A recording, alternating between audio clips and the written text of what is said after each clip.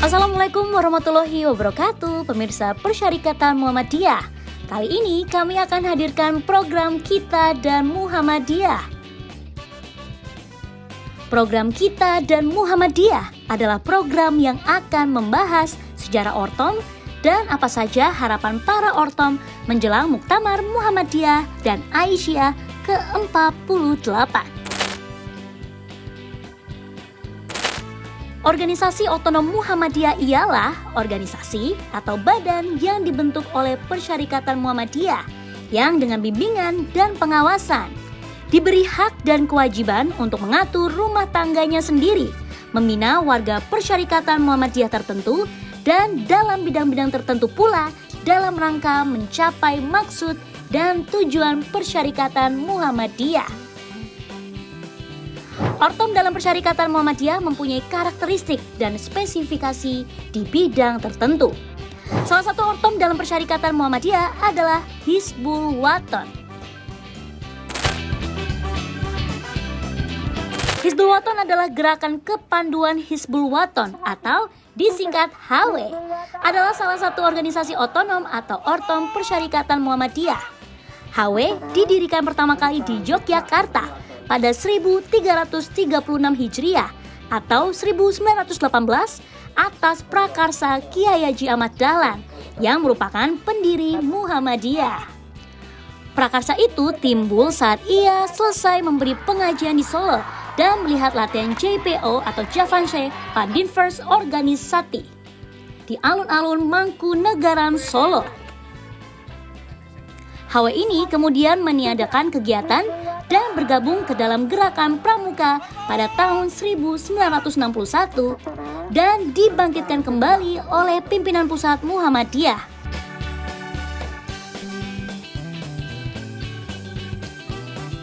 Pemirsa, kader-kader HW yang mempunyai andil besar dalam memperjuangkan dan mempertahankan kemerdekaan Negara Kesatuan Republik Indonesia antara lain Panglima Besar Jenderal Sudirman, Ki Bagus Hadi Kusuma, Profesor Abdul Kahar Muzakir, Kasman Singo Dimejo, Haji Adam Malik, Kiai Haji M. Yunus Anis, Jenderal Besar TNI M. Soeharto, Kiai Haji Dimyati Surono, Sunandar Priyo Sudarmo, dan lain-lain.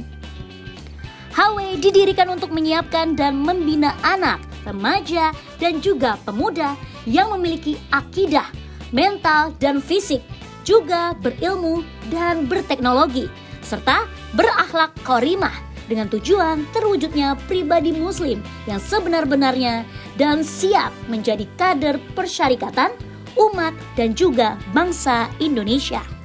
Dan hingga kini, Hizbul Wathan terus bergerak untuk Muhammadiyah dan untuk masyarakat Indonesia melalui program kerja dan juga aktivitas-aktivitasnya.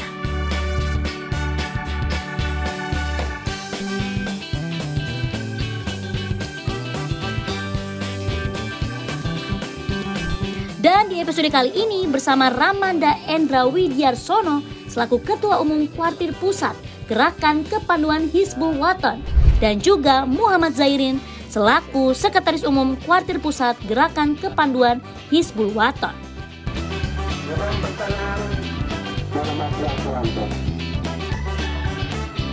Dan untuk membahas lebih lengkap mengenai sejarah Hizbul Wathan, kita akan berbincang-bincang dengan Ramanda Endra Widyarsono selaku Ketua Umum Kuartir Pusat Gerakan Kepanduan Hizbul Wathan.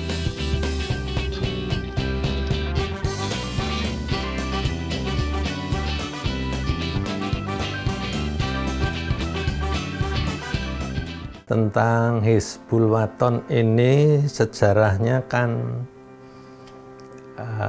didirikan tahun 1918 oleh Kiai Haji Ahmad Dahlan. Dan dalam sejarah tercatat didirikannya Hizbul Wathan bukan hanya merupakan bukti kecintaan Kiai Haji Ahmad Dahlan terhadap tanah air, tapi juga karena kekhawatiran akan karakter para generasi penerus para pejuang bangsa yang waktu itu harus berhadapan dengan penjajah. Terbukti ketika masa penjajahan Belanda, yang Belanda negara relatif lebih kecil dibanding Indonesia bisa menguasai Indonesia yang lebih besar. Itu bukan dikarenakan Belanda itu hebat, tapi karena di Indonesia sendiri banyak pengkhianat yang membela pihak penjajah, sehingga penjajah itu bisa bertahan begitu lama di Indonesia. Dan bukti lain, ada catatan sejarah di TNI yang ditulis oleh Jenderal Sudirman.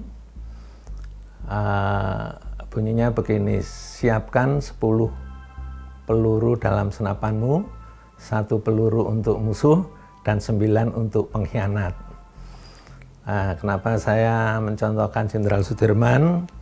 Karena tercatat Hizbul Wathan itu didirikan oleh Ki Haji Ahmad Dahlan dan dibesarkan oleh Jenderal Sudirman. Hanya sayangnya Jenderal Sudirman ini belum sempat bertemu dengan Ki Haji Ahmad Dahlan, karena Ki Haji Ahmad Dahlan meninggal tahun 1923 itu Sudirman baru berusia 7 tahun.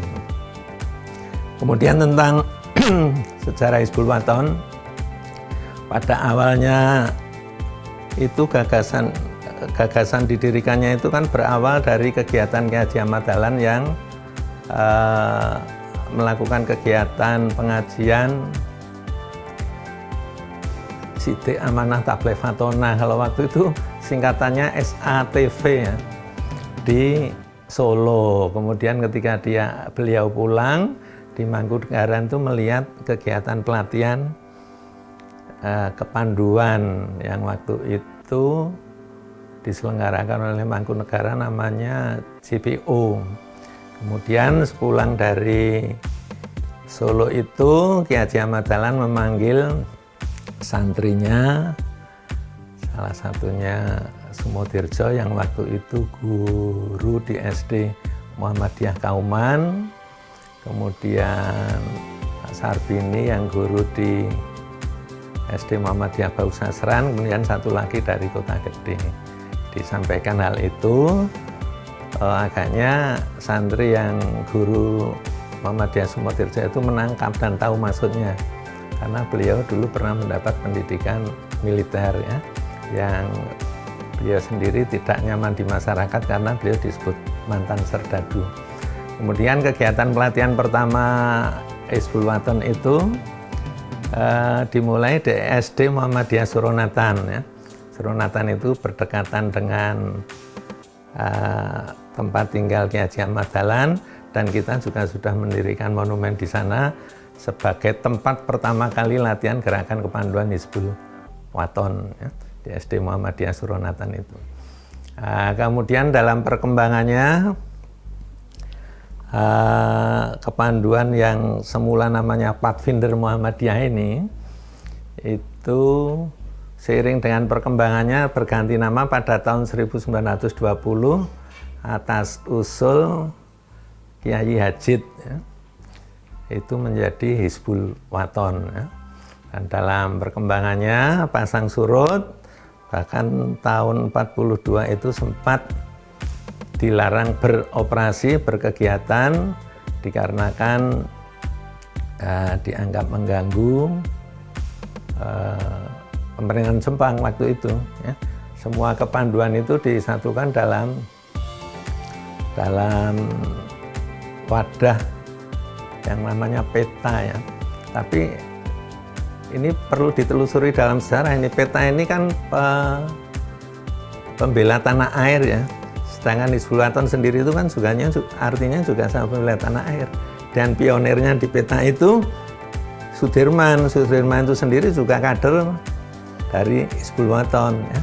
Memang nama yang paling pionir Sudirman, tapi sebetulnya pengikutnya Sudirman ketika di Hizbul Wathan itu juga banyak yang tergabung di peta itu. Dan sampai sekarang tercatat dari peta itu Lalu Sudirman menjelma menjadi tokoh sampai akhirnya usia 29 yang sangat relatif muda itu ditetapkan, dikukuhkan sebagai jenderal setelah menyisihkan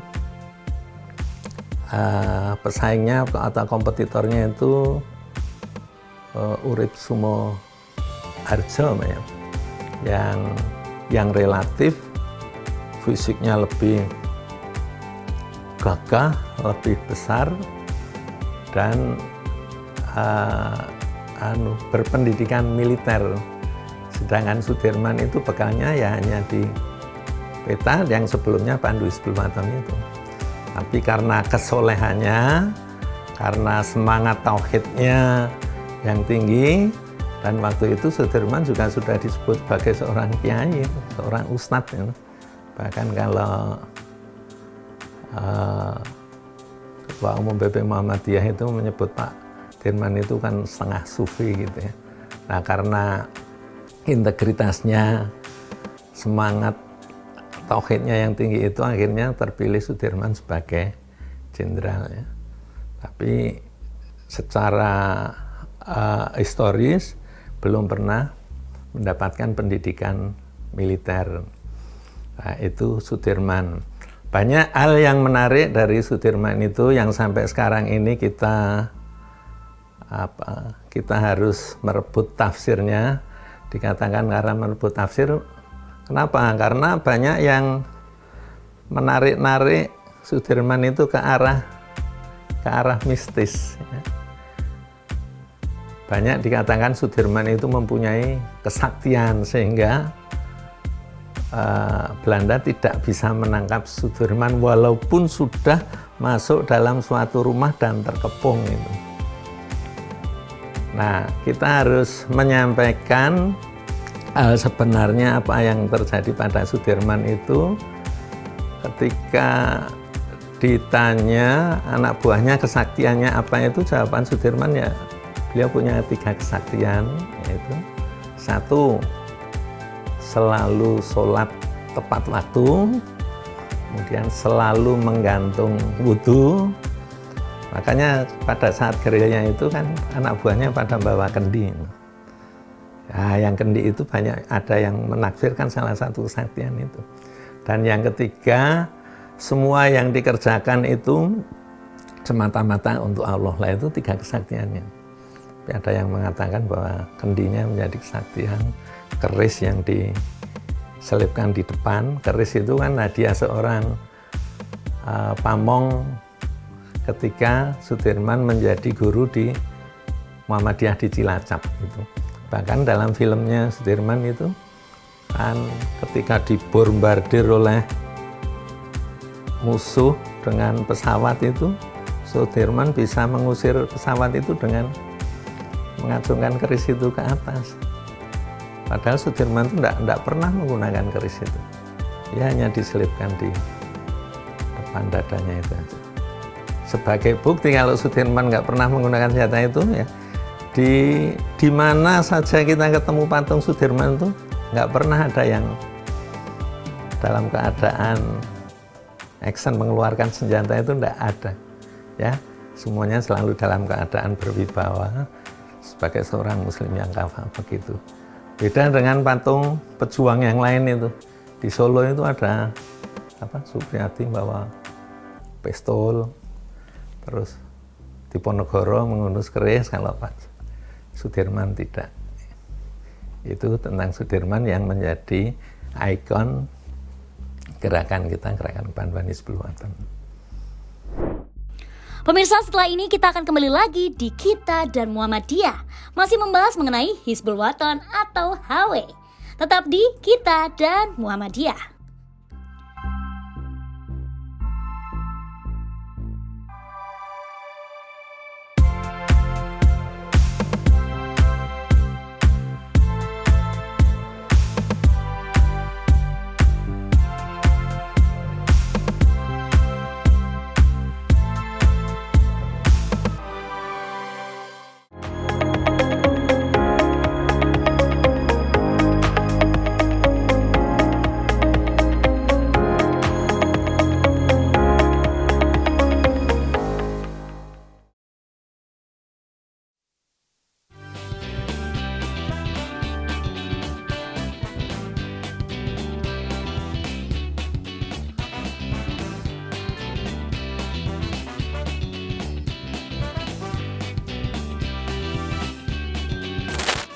pemirsa, masih di Kita dan Muhammadiyah.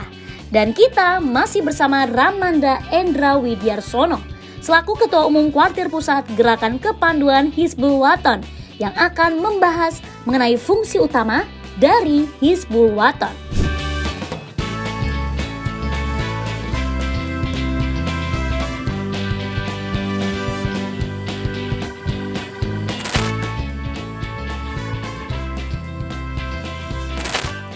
Ya, Hizbul Wathan ini sebetulnya nggak beda jauh tujuannya dengan diriannya Muhammadiyah itu.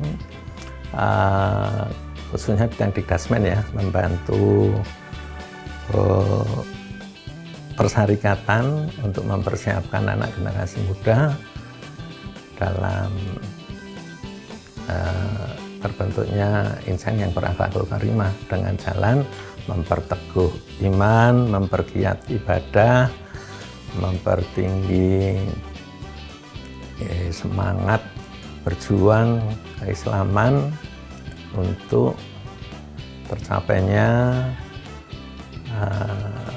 yang semua kegiatannya dimuara pada terbentuknya akhlakul karimah pada saat rahmatan lil alamin dan terbentuknya pada thayyibatun warabun ghafur melalui jenjang pendidikan kepanduan di luar sekolah, di luar rumah ya. Dan jenjang ke kelas tingkat kepanduan kita ada tingkat atfal, pengenal, pengilan, dan penuntun ya. Kita juga bergiat di perguruan tinggi saat ini dan sebentar lagi mungkin kita akan menambah tingkat di sebelum atfal ya. Atfal gitu. Dan kita mencoba membangun di ruang ketiga untuk memberikan pendidikan karakter kepada anak-anak ya, dengan keyakinan bahwa pendidikan yang benar dan hak itu apabila peserta didik tidak merasa dididik. Dan pengajaran yang benar dan hak itu apabila peserta ajar tidak merasa diajar. Oleh sebab itu sistem yang kita kembangkan adalah sistem metode pembelajaran yang menyenangkan. Kalau menyenangkan kan anak tidak merasa sedang mendapatkan instruksional itu. Yang menyenangkan itu ya dengan metode bernyanyi, berpetualang, bercerita dan sebagainya itu. Yang itu semua diberikan di luar ruang kelas.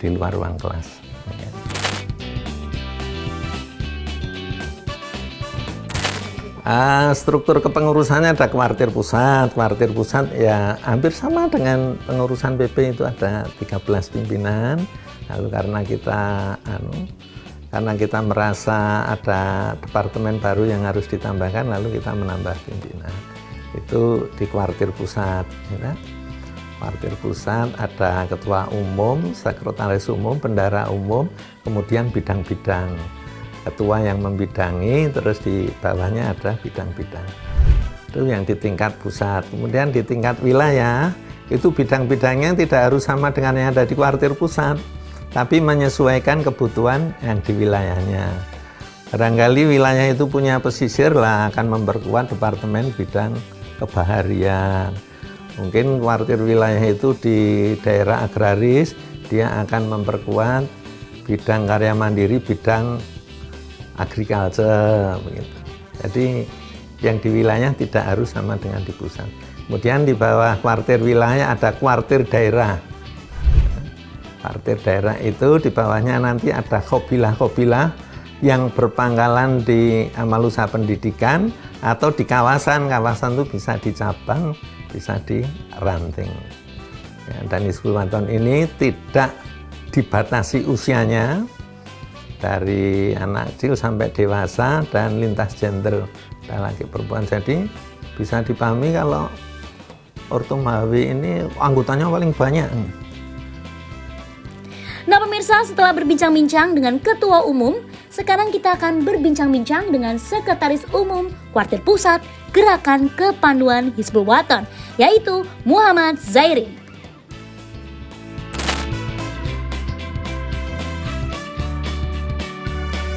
Hizbul Wathan, apa yang sudah dijelaskan oleh Ketua Umum tadi, berdiri pada tahun 1918 Miladiah atau 1336 Hijriah, yang mana sudah beberapa kali dibekukan, dalam arti ditenggelam, dibenamkan, namun kebangkitan kembali di zaman reformasi tahun 99, dan itu adalah kesepakatan dari para pandu senior Hizbul Wathan atau pandu Reda mengusulkan kepada pimpinan pusat Muhammadiyah supaya gerakan kepanduan Hizbul Wathan itu bisa dibangkitkan kembali.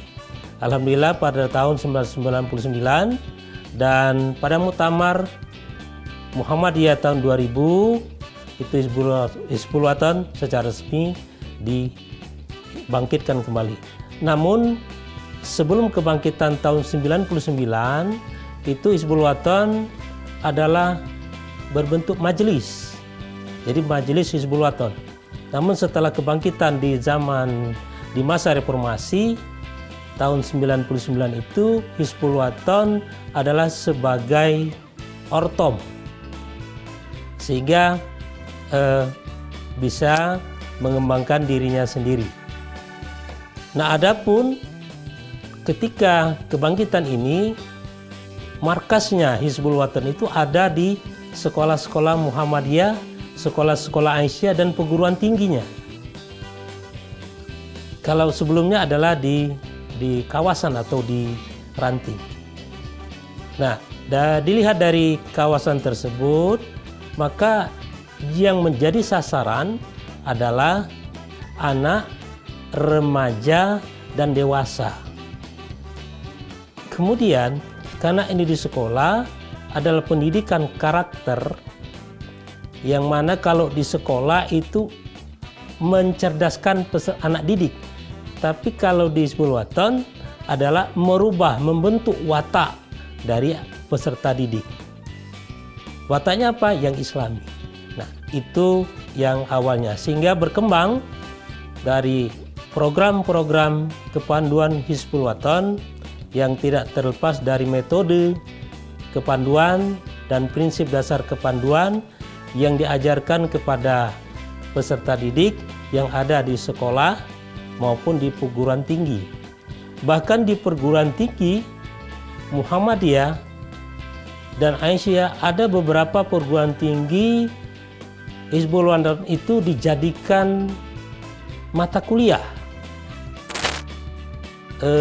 Ada yang 2 SKS seperti di Universitas Muhammadiyah Jakarta, Universitas Muhammadiyah Bangka Belitung, dan Universitas Ahmad Dahlan di Jogja juga. Nah, ini membentuk bahwa nantinya mahasiswa itu akan menjadi pelatih yang ada di Qabilah-Qabilah. Setelah mata kuliah selesai, diadakan Jaya Melati satunya. Nah, untuk mencapai target yang ada di Qabilah, yang ada di sekolah maupun perguruan tinggi, maka Hizbul Wathan melalui program-programnya, melalui pelatihan-pelatihannya, yaitu di Jaya Melati 1. Nah, Jaya Melati 1 ini adalah untuk mendidik pelatih, nantinya akan melatih peserta didik di qabilahnya masing-masing. Nah, kemudian naik lagi Jaya Melati 2. Nah, Jaya Melati 2 ini adalah katakan spesialisnya, adalah keahliannya. Nanti karena tadi sudah keahliannya itu ada di atfal, ada di pengenal, ada di penghela, dan penuntun. Dengan Jaya Melati 2 ini, maka ada keahlian dari seorang pelatih nantinya. Nah, kemudian selanjutnya adalah Jaya Matahari 1. Nah, Jaya Matahari 1 ini adalah untuk membentuk para pelatih. Ya, katakan TOT-nya ya. Para pelatih itu Jaya Matahari 1, kemudian dilanjutkan di Jaya Matahari 2. Nah, itu yang ada pendidikan yang ada di Hizbul Wathan sampai saat ini. Sedangkan program-program yang lain yaitu membentuk kuartir wilayah se-Indonesia yang tadi alhamdulillah sudah 34 provinsi kuartir wilayah sudah terbentuk. Kemudian tugas-tugas dari kuartir wilayah itu nanti akan membentuk juga kuarda-kuardanya sesuai dengan tingkatannya. Setelah itu nanti kuardanya akan juga membentuk kuarcap-kuarcap yang di bawahnya sesuai dengan tingkatan seperti halnya tingkatan di pimpinan Muhammadiyah.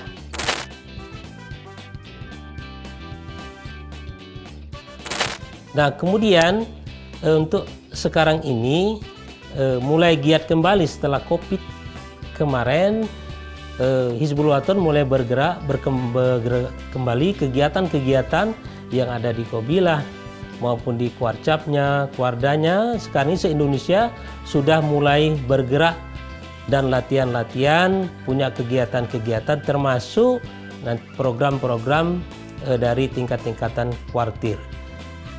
Nah, kemudian juga di kuartir pusat adalah mengingatkan, menghimbau kepada kuartir wilayah juga dapat mengusulkan perpanjangan kepengurusan. Yang mana perpanjangan itu kita sampai 2023. Nah, itu harus ditambah lagi, diperpanjang lagi melalui surat keputusan. Sehingga apa? Nantinya setelah kuartir wilayahnya itu ada SK perpanjangan, maka akan turun lagi ke bawah, kuarda-kuardanya juga ada SK perpanjangan. Dan ini nantinya akan menjadikan syarat ketika Muktamar Hizbul Wathan tahun 2023, terutama nanti untuk anggota muktamarnya, yaitu di kuartir wilayah dan kuartir daerah. Nah, itu untuk di strukturalnya, konsolidasi organisasinya.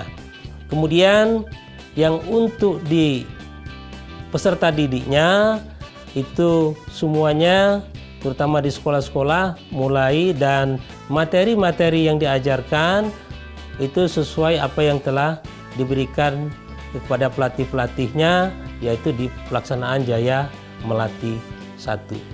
Nah, program berikutnya adalah kita Hizbul Wathan kuartir pusat juga akan mengadakan rapat kerja kuartir pusat yang pesertanya dari seluruh ketua dan sekretaris kuartir wilayah dan wakil ketua bidang organisasi setiap kuartir wilayah se-Indonesia.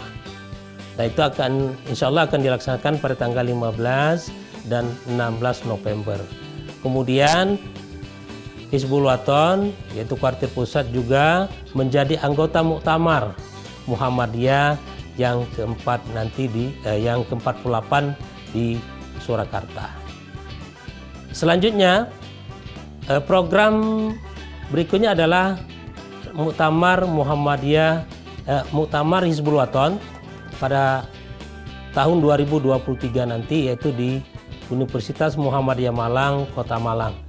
Nah, ini program-programnya dan peningkatan materi-materi, kualitas dari para pelatih-pelatih kepanduan sampai sekarang alhamdulillah sudah berjalan. Untuk program kemanusiaan terutama untuk di daerah itu kita membantu karena ada anggota kepanduan kita ini salah satunya di Nakes juga bertugas dan mereka juga membantu penanggulangan dari COVID-19 yang ada di daerahnya masing-masing, seperti itu.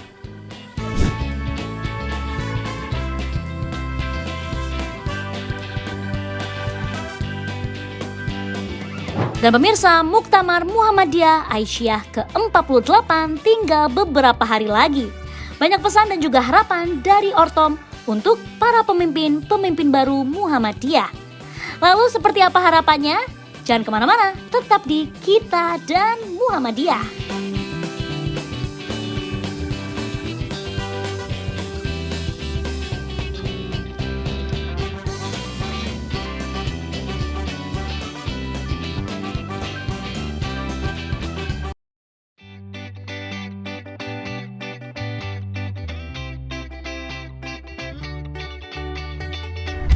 Muktamar Muhammadiyah dan Aisyah. Muktamar adalah permusyawaratan tertinggi di Muhammadiyah. Selain momen regenerasi, muktamar adalah momen silaturahmi dan kolaborasi warga persyarikatan. Muktamar diikuti oleh ribuan orang perwakilan wilayah dan daerah Muhammadiyah, juga dimeriahkan oleh warga Muhammadiyah se-Indonesia bahkan dunia. Muktamar ke-48 Muhammadiyah dan Aisyah akan dilaksanakan di Surakarta pada 18 hingga 20 November 2022, bertepatan pada 23 hingga 25 Rabiul Akhir 1444 Hijriah.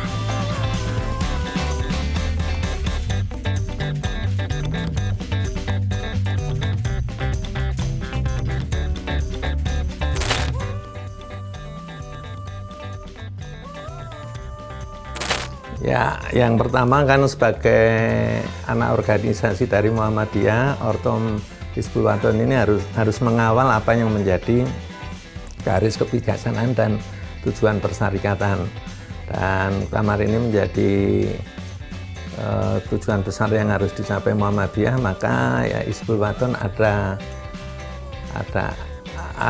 semacam arus kecil yang ikut di situlah. Untuk selanjutnya mengawal hasil keputusan itu. Kemudian dalam rangka menyemarakkan ini ya kita menggerakkan sudah cukup lama kita mengadakan gerakan-gerakan HW dalam rangka song-song Muktamar Muhammadiyah ke-48 dan Muktamar Aisyah yang ke-48 ini.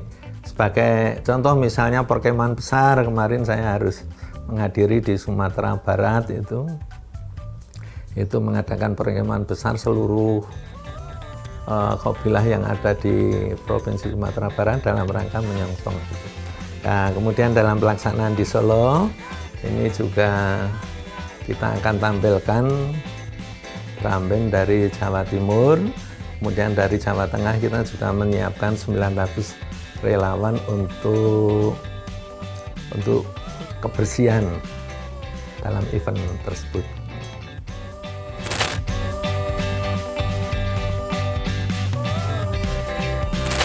Jadi dari Hizbul Waton mendukung sekali dengan adanya Muktamar Muhammadiyah, dan ini adalah pergantian kepemimpinan, dan inilah nanti pemimpin-pemimpin yang mana nanti akan dipilih oleh peserta dari Muktamar itu sendiri. Sukses untuk Muktamar Muhammadiyah.